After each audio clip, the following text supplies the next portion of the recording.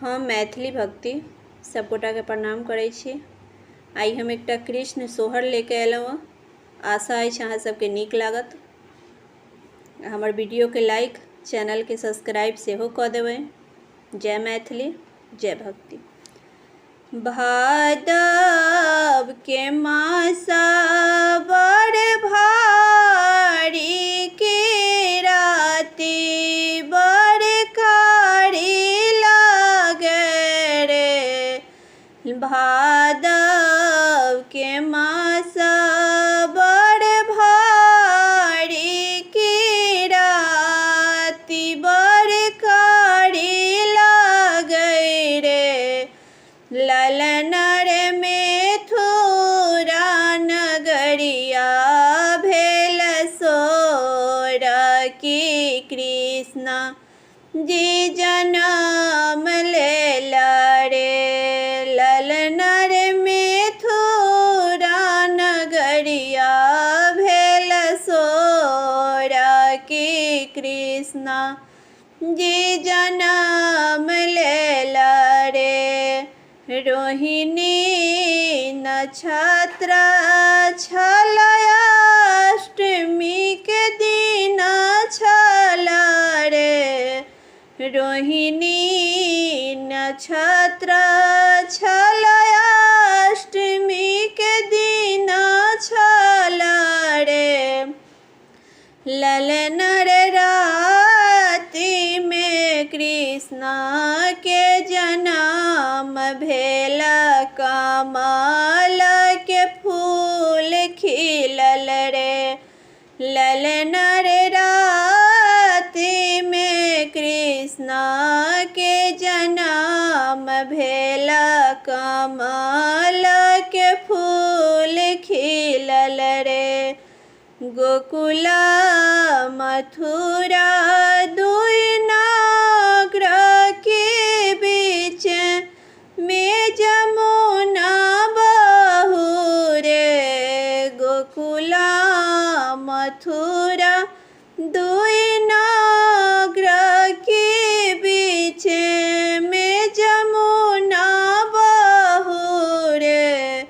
ललनर वासुदेव के माथा पर टोकरिया की ताई में कन्हैया सुतल रे। ललनर वासुदेव के माथा पर टोकरिया की ताई में कन्हैया सुतल रे। भादव के मासा बड़ भारी की राति बड़ कारी लागे रे।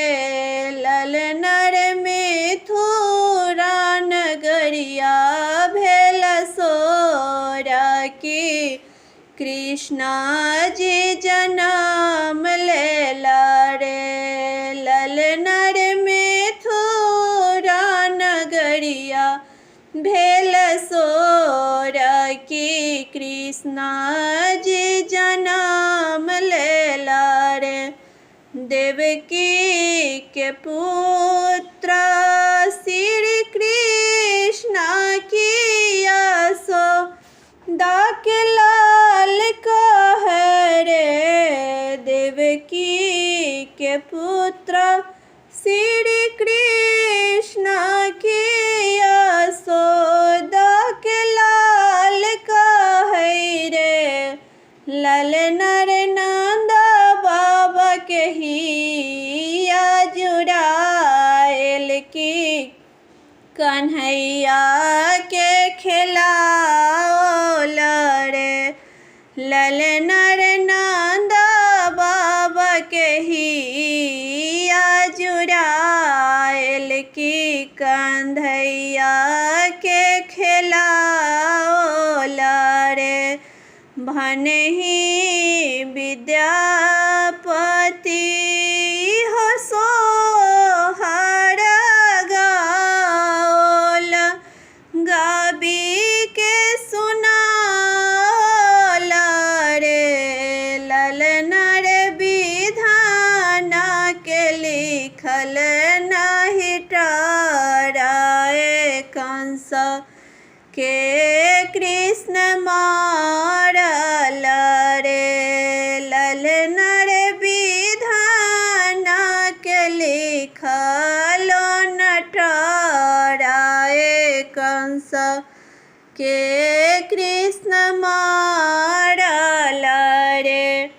भादव के मास बड़ भारी की राति बड़ कारी लागे रे ललनर मिथुरा नगरिया भेलै सोरा की कृष्ण जी जनम लेला रे ललनर मिथुरा नगरिया भेलै सोरा की कृष्ण जी जनम